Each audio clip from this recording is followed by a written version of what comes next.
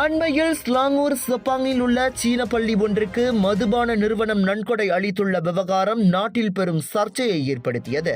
அந்த நன்கொடை குறித்து கலுவார்ஸ்கஜா பாட்காஸ்டில் பேசிய கைரி ஜமாலுடேன், முன்னதாக தேசிய விளையாட்டு கவுன்சில் எனும் NSC சூதாட்ட நிறுவனமான ஸ்பாட் டோட்டோவிடம் நன்கொடைகளை பெற்றதாக கூறியுள்ளார்.